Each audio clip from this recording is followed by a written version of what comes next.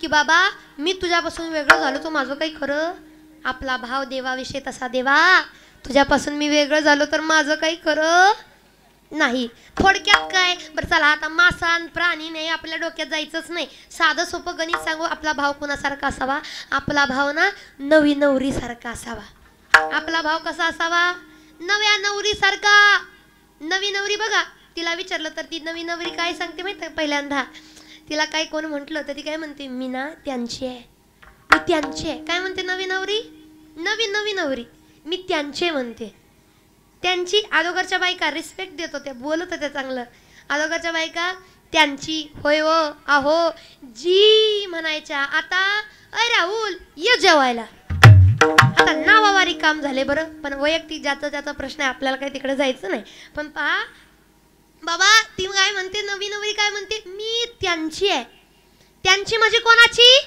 मी माझ्या पतीचे मी माझ्या पतीचे आता लग्नाला थोडी 4-5 वर्ष झाली 4-5 वर्षांनी आता ती काय म्हणते आता नवी नवरी नाही राहिली ती 4-5 वर्षांनी ती काय म्हणते ते माझे आहेत आता जरा हक्क गाजवते ना अगोदर नव्हता हक्क आता हक्क गाजवते ते माझे आहेत ते माझे त्यांना काय बोलायचं नाही ते माझे आहेत आता म्हणते बरं का लग्नाला 4-5 वर्ष झाली पहिल्यांदा काय म्हणत होती मी त्यांचे 4-5 वर्षांनी ते माझे आहेत आता सगळं जुनं झालं आणि दोघाचेही पांढरे झाली म्हणजे ही पिकली केस पिकली म्हणजे संसारात पिकली म्हणता येत बरं संसारात दोघंही आता जुनी झाली जुनं झाल्यावर आता जर एखादा तिच्या दारामध्ये गेलं मावशी दादांना बोलवा जरा काम आहे मावशी आप्पांना बोलवा जरा काम आहे मावशी नानांना बोलवा जरा काम आहे काय काम आहे मला सांग नाही त्यांच्याकडे काम आहे त्यांना सांगायचं अरे मला सांग नाही त्यांच्याकडे काम आहे अरे त्यांना सांगितलं काय मला सांगितलं काय आम्ही दोघं काय वेगळे आहेत का आम्ही एकच आहे सांग मला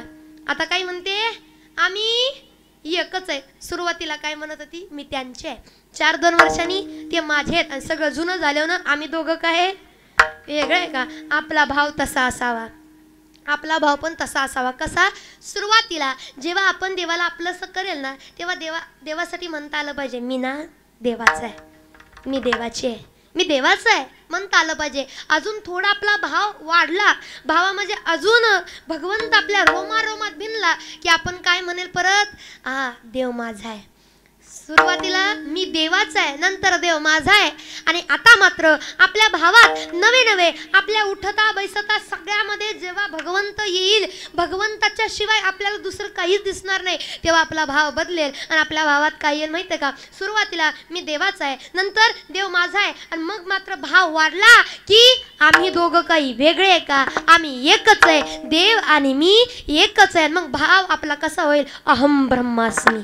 देव माझा माझा माझा, देव माझा माझा माझा, देव माझा मी देवाचा. देव माझा माझा माझा, देव माझा माझा माझा, देव माझा मी देवाचा. हो देव माझा माझा माझा, देव माझा माझा माझा, देव माझा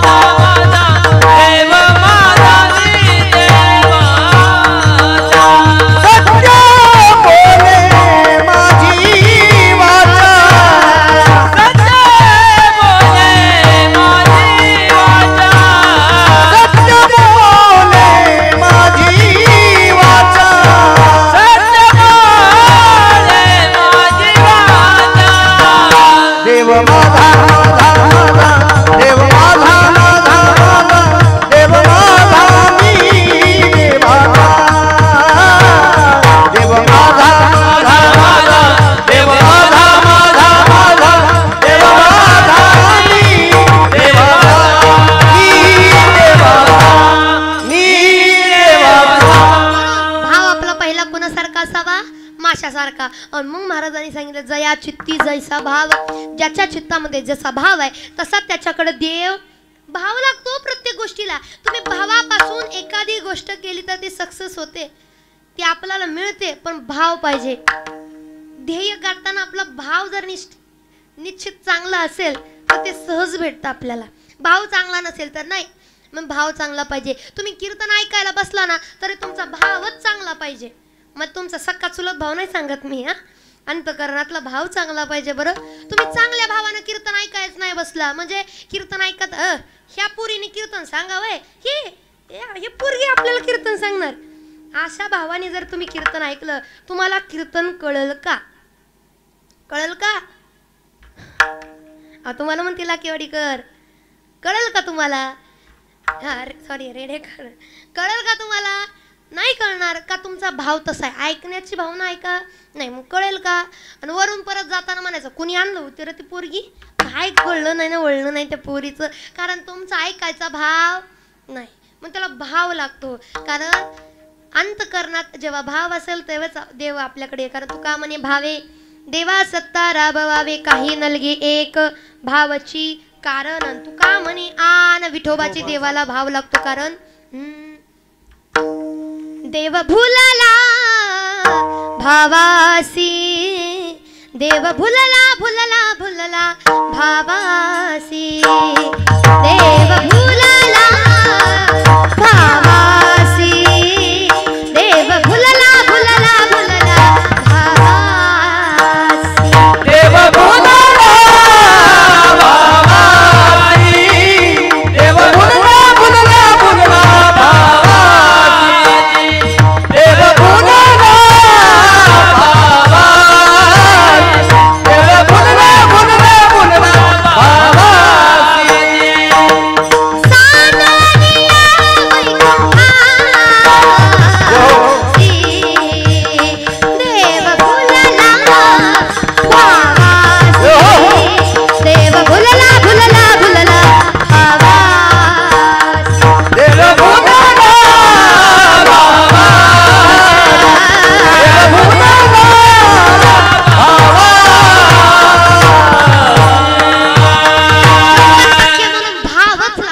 देव भावाचा भुकेला. देवाला भाव लागतो, पण आपला भाव चांगला नसेल तर कसा देव भेटायचा? तुम्ही आम्ही वारीला जातो, तुम्ही आम्ही एकादशी करतो, पण देव भेटला का आपल्याला? रेडेकर, देव भेटला का? विचारा जरा स्वतःला. नाही भेटला. याचा अर्थ आपला भाव चांगला. वारीला जातोय आणि लेकराला खुळकुळा घ्यायचा म्हणून दुकानच शोधतोय, कसा देव भेटायचा? भावच चांगला नाही आपला. भाव चांगला लागतो. बरं, आता एकादशी करतो, उपवास करतो. उपवास करणारी माणसं आहेत का इथं? हाय का? करता का उपवास? नुसतं मान हलवत आहे. करता का? चांगली गोष्ट आहे. चला, उपवास करता. खरं सांगायचा, मी भाव सांगते. आपला भाव आपण देवासाठी नाही करतो, आपल्या पोटासाठी करतो. काही लोकांना फराळीचं फार आवडतं आणि बायको येरवारी करून नाही देणार म्हणून फक्त उपवास धरायचा. अशाही काही लोक असतात. आणि उपवास करतो आता, आणि देवासाठी केला असता तर निरंकार केला असता. पण खरं सांगा, उपवासाच्या दिवशी 3 टाइम खातो आपण. आता उपवासाचा नियम तुम्हाला माहित आहे का? उपवासा दिवशी जे फल आहार तुम्ही घेणार आहे, फराळ तुम्ही म्हणतो, तुम्ही आम्ही म्हणतो, त्या फल आहाराने फराळाने आपल्याला जर ढेकर नाही आली तर समजायचा उपवास घडला. पण ढेकर आली की समजायचा उपवास मोडला. आता आठवाभर किती ढेकर देऊन खातो आपण? किती.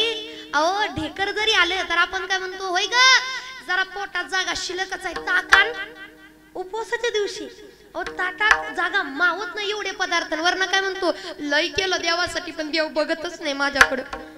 कसं देव बघणार? तुम्ही चांगलं केलं नाही. आपला भाव शुद्ध नाही. मनी नाही भाव म्हणे देवा मला पाव. मनी नाही भाव म्हणे देवा मला पाव. देव आशाने पावाचा नाही रे. देव बाजारचा भाजीपाला नाही रे. देव बाजारचा भाजीपाला नाही रे. मनी नाही भाव म्हणे देवा मला पाव. मनी नाही भाव देवा मला पाव. देव आशाने पावाचा नाही रे. देव बाजारचा भाजीपाला नाही रे. बाजारचा भाजीपाला नाही. भाजीपाला सुंदर प्रमाणे तुकडोजी महाराज सांगतात, देव बाजारचा भाजीपाला नाही रे. देव बाजारचा भाजीपाला नाही रे. पण तुम्ही आम्ही समजतोय आपला भावच तसा आहे. आणि ज्याच्याकडे भाव चांगला आहे ना, त्याच्याकडे काही जरी नसलं तरी चालेल. जगाचा मालक धावून त्याच्याकडे येतो. मग काही नसू द्या. भाव कोणासारखा असं माहिती का? थोडक्यात सांगते, वेळ नाही आपल्याकडं. भाव असावा प्रज्ञाचक्षु गुलाबराव महाराजांसारखा. भाव असावा ज्ञानोबरायांसारखा. भाव असावा तुकोबरायांसारखा. भाव असावा नाथ बाबांसारखा. भाव असावा जनाबाई सारखा. आणि आपले काय भाव? भाव असावा प्रज्ञाचक्षु गुलाबराव महाराजांसारखा. का माहितीये का? गुलाबराव महाराज जन्मताच आंधळे होते. त्यांना दिसत नव्हतं. जन्मापासून त्यांना दिसत नव्हतं. पण आता ऐका, तुम्ही सगळे, तुम्हाला आळंदी माहिती आहे? आळंदी माहितीये का? आळंदी आमच्या वारकरी संप्रदायाचा पाया कुणाला म्हटलं जातं? कुणाला? ज्ञानोबरायांना म्हटलं जातं. वारकरी संप्रदायाचा पाया म्हणजे ज्ञानोबराय. बरोबर. आता ज्ञानोबरायांना तुम्ही कधी पाहिले का? पाहिले का? हो म्हणा, नाही तर नाही म्हणा. माझ्या प्रश्नाचं उत्तर द्या. ज्ञानोबरायांना पाहिले का कधी? नाही पाहिलं. फोटो पण नाही का पाहिला? पाहिलंय का? नाही, मी फोटोच विचारते. फोटो पाहिलाय का? प्रत्यक्षात तर दिसलंच नाही तर कुणाला. ज्याचा भाव शुद्ध आहे ना, त्याच्या जवळ ज्ञानोबराय राहतात. हो, पाहायला वेळ लागत नाही, भाव शुद्ध पाहिजे. पण फोटो तरी पाहिला का ज्ञानोबरायांचा? फेटा बांधलेला, ध्यान अवस्थेत बसले, समाधी अवस्थेत, पुढे ज्ञानेश्वरी. पाहिला ना फोटो सगळ्यांनी? फोटो मध्ये आपण ज्ञानोबरायांना पाहिलं असेल. फेटा बांधलेला आहे, ध्यान अवस्थेमध्ये बसलेले आहेत. पण कधी विचार केलाय का? ज्ञानोबरायाच्या काळामध्ये तर फोटो, ते कॅमेराची व्यवस्थाच नव्हते. कॅमेरा नव्हता. मग ज्ञानोबरायांचा फोटो आला कुठून? चित्रकारांनी चित्र काढलं कुठून? काय का? ज्यांना जन्मताच दिसत नव्हतं असे असणारे प्रज्ञाचक्षु गुलाबराव महाराज आज ज्ञानोबरायांचा जो फोटो तुम्हा आम्हाला भेटतो, किंवा जे ज्ञानोबराय तुम्हा आम्हाला पाहायला भेटतात फेट्याच्या अवस्थेमध्ये, फेटा समाधी अवस्थेमध्ये, तो फोटो ज्यांच्यामुळे आपल्याला मिळाला ते म्हणजे प्रज्ञाचक्षु गुलाबराव महाराज. ज्यांना जन्मताच दिसत नव्हतं, ज्यांना जन्मापासून दिसत नाही, त्यांनी ज्ञानोबरायांचा फोटो जगाला दिला. त्यांनी ज्ञानोबरायांचं चित्र जगाला दिलं का? अरे ते डोळ्याने अंधे होते, हृदयाने नाही, मनाने नाही. म्हणून देवानं साक्षात करावा आणि न दिसणाऱ्या व्यक्तीला ज्ञानोबराई दाखवावे हो. आणि तुम्हा आम्हाला दिसून सुद्धा ज्ञानोबराई दिसले. आता बोला, आता ज्ञानोबराई दिसले. हे तर खरी गोम आहे बाबा, की आपण डोळ्यांनी दिसतं आपल्याला, पण ह्या दिसणाऱ्या डोळ्यांनी दिसतं. ज्ञानाचं डोळं अजून आपल्याला आलंच नाही. ज्ञानाचं डोळं आलं असतं तर देव केव्हाच दिसला असता, केव्हाच माझे ज्ञानोबराई दिसले असते हो. मग देव भाव पाहतो, भाव. प्रज्ञाचक्षु गुलाबराव महाराजांना दिसत नव्हतं, पण भाव पाहिला भगवंतानी आणि दर्शन दिलं. तुम्हा आम्हाला कधी देणार आहे हो. आणि त्यांच्या बाबतीत असं होतं बाबा, प्रज्ञाचक्षु गुलाबराव महाराज डोळ्याने आंधळे होते, पण ज्ञानाने एवढे तेजस्वी होते. सहज प्रत्येक गोष्ट ते साध्य करायचे. सहज, तुम्हा आम्हाला साध्य होत नाही, ते साध्य करायचे. आणि त्या काळातले लोक त्यांना फार मानायचे, त्यांच्या दर्शनाला जायचे. आणि अशा 4-2 बायका दर्शनाला जायचे. तिथं महाराजांच्या आश्रमाच्या बाहेर आड होता, अगोदर आडावर पाणी भरायला जायचे.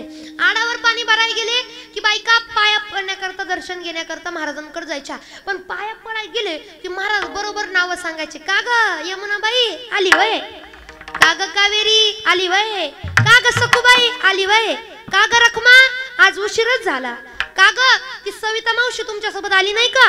सगळ्याची नाव ऐकलं तर बायका म्हणायचे, बाबो महाराजाला तर दिसत नाही, महाराज नाव बरोबर कसं काय सांगतात, कसं काय हे शक्य आहे. मग त्यांनी बायकांनी, आता बायका पहिल्यापासून कशा असतात त्या आपल्याला माहिती आहे, मलाही सांगायची गरज नाही. उगा यांच्या तावडीत गावली म्हणजे परत माझं काही खरं नाही. यांचं कसं असतं, एखादी गोष्ट जर खटकली तर त्याचा सूक्ष्मोक्ष लावणार म्हणजे लावणार. महाराजांना दिसत नाही, नाव बरोबर कसं काय सांगतात म्हणून आलटून पलटून जायचं. मग आता पहिल्यांदा कावेरी यमुना जमुना जात होते, ते आता बदलून जायचं ठरवलं. आणि मग बदलून कुणी मधनं घुसायचं, कुणी पाया पडायचं.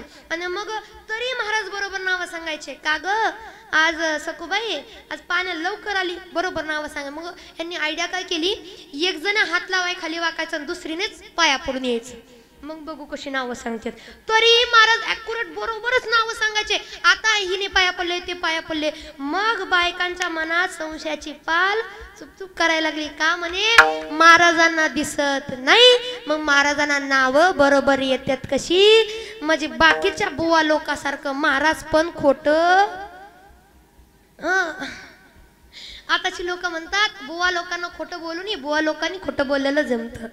कारण काय लोकांना वाटतं कोणाष्ट महाराज लोक खोटं बोलतात, पण ऐका गुलाबराव महाराज तसे नव्हते. मग मात्र आता झालं बायकांच्या मनात संशय आणि त्या बायकांचं तोंडच राहिलं नाही. मग त्यातली एक महिला काय म्हणे, महाराज खरं सांगा, खरं सांगा, तुम्हाला दिसत नाही, जन्मापासून दिसत नाही, मग आमची नावं तुम्ही बरोबर घेता कसं, घेताच कसं म्हणे, आणि तुम्हाला कळतं कसं काय. महाराज म्हणले, माय मला दिसत नाही हे तुम्हाला माहित आहे, मी तुमच्यात लहानाचं मोठं झालो की ग, तुमच्या समोरच जन्माला आलो की तुम्हाला माहित आहे मला जन्मापासून दिसत नाही. अहो महाराज ते तर जन्मापासून दिसत नाही, आमची नावं कसं काय सांगता.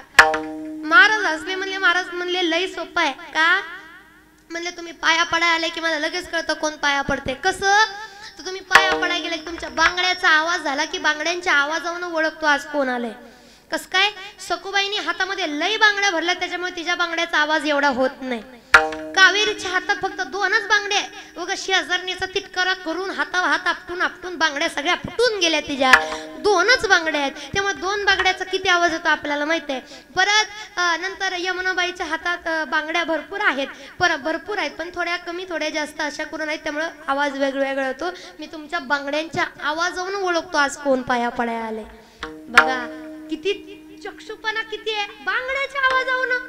आता तशी बांगडी राहिलीच नाही बरं का, पण बांगड्यांच्या आवाजावरून जर ओळखत असतील तर काय बुद्धिमत्ता काय असेल विचार करा. मग डोळ्यांनी दिसत नव्हतं पण भाव शुद्ध होता, म्हणून भाव लागतो. ज्याच्याकडे भाव आहे त्याच्याकडे तसा देव आहे. म्हणून महाराज सांगतात, जया चित्ती जैसा भाव तया जवळी तैसा देव. मगाशी मला सांगितलं की पवार परिवाराने सांगितलं की आमचे बाबा जेव्हा पंढरपूरला दर्शनाला गेले होते त्यांनी सांगितलं बघा भाव लागतो भाव. त्यांच्यासोबत बाकीची मंडळी होती, पण त्या ठिकाणी एक जण लहान लेकरू येऊन बाबांना हाताला धरून आतमध्ये घेऊन गेलं आणि पंढरीच पांडुरंग परमात्माचं दर्शन करवलं. आता बाकीचे आलेले होते ती बाहेरच राहिली, यांना मात्र दर्शन करून आणलं. तिथलं नारळ फळ फूल सगळं बाबांच्या हातामध्ये दिलं आणि बाबा दर्शन करून आले. आणि दर्शन करून आल्यानंतर तिथल्या लोकांनी विचारलं, गर्दी फार आहे. तिथली लोक त्यांच्यासोबत गेले, म्हणजे गर्दी फार आहे, दर्शन होणं काही दिसत नाही, तुम्ही कुठे गेलता म्हणे दर्शनाला. झालं का, झालं की दर्शन. म्हणे आम्ही बिना दर्शनाचं थांबलो, तुमचं दर्शन. म्हणे एक छोटंसं लेकरू आलं तर घेऊन गेलं, कुठं आहे ते? आणि तिथं लेकरू मात्र दिसेना. आता काही लोकांना हे बनवलेली गोष्ट वाटते, काही लोकांना सत्य वाटतं, पण ही सत्य झालेली घटना आहे. कारण मी एकच म्हणेन, त्यांच्यासोबत जाणारी प्रत्येक लोक होती, पण दर्शन त्यांनाच घडलं. त्याचं कारण जया चित्ती जैसा भाव तया जवळी तैसा देव. या घरातले ते बाबा आहेत ना, त्या बाबांची अंतकरणातून तळमळ होती, इच्छा होती की मला पंढरीश पांडुरंग परमात्माचं दर्शन हवं, तर जगाच्या मालकाने येऊन दर्शन द्यावं. कारण त्यांची इच्छा होती, भाव होता शुद्ध, म्हणून दर्शन दिलं. आणि बाकीचे ती सगळीच चालले ते दर्शनाला म्हणून त्यावेळेस जायचं म्हणून जाणारे होते, म्हणून त्यांना घडलं नाही. म्हणून भाव लागतो, भाव. म्हणून भाव असेल तरच देव भेटणार आहे. म्हणून भाव, शुद्ध भाव. कारण जया चित्ती जैसा भाव, भाव पाहिजे. मग भाव अजून काय असावं चित्तामध्ये? चित्ती नाही आस त्याचा पांडुरंग दास. आणि उलट मध्ये तुकोबा तर काय म्हणतात? चित्ताचे आसन. आणि तू का करीतो कीर्तन, आसन करून कीर्तन करावं, असा भाव. म्हणून भाव कमळासारखा असावा. जसं कमळ सूर्याला सांगतं सकळा पडिये भानू, तरी त्या कमळाचे जीवन. अरे माझं जीवन म्हणजे काय आहे? सूर्य आहे. तू सगळ्या करता उगवत असला तरी चालेल, पण माझ्या करता तू थांब. आपला भाव तसा असावा देवाच्या बाबतीत. देवा अरे तू सगळ्या करता असला तरी चालेल, पण माझ्या करता तरी या लेकराला थोडं जवळ कर, आणि या लेकरा करता माझ्या जवळच राहा, माझ्यापाशी थांब. आता देवही म्हणाला, अरे बाबा मी तुझ्या जवळ थांबतो, ठीक आहे, तू म्हणतो तसं करतो, पण त्याच्यासाठी तूही माझ्यासाठी काय कर, तूही माझ्यासाठी भजन कर, तूही माझ्यासाठी नाम जप घे. कारण माझे भक्त गाती जेते नारदा मी उभा तेते. कारण जिथं भगवंताचं नाम आहे तिथं देव आहे. परितयापासी पांडवा मी हरपलो गिवसवा, जेथ नाम घोष भरवा करी तू असे. जिथं नामघोष आहे अंतकरणातून, भावापासून जिथं नामघोष आहे तिथं कोण आहे म्हणून सांगतात? भगवंत आहे. आणि भगवंताला तुमच्या भावाशिवाय नामाशिवाय दुसरं काहीच नको आहे. भावानं तुम्ही धन नका अर्पण करू, देवाला धन दौलत नकोय. अरे साधी फळ फुल जरी प्रेमानंद भावाने अर्पण केली तरी देवाला आवडतात. भगवान श्रीकृष्ण गीतेमध्ये सांगतात, पत्रम पुष्पम फलं तोयम. प्रेमानं भावानं अर्पण केलेलं देवाला आवडतं. म्हणून सगळ्यांनी सुंदर असं प्रेमानं भावानं देवाचं भजन करूयात. विठोबा रखुमाई.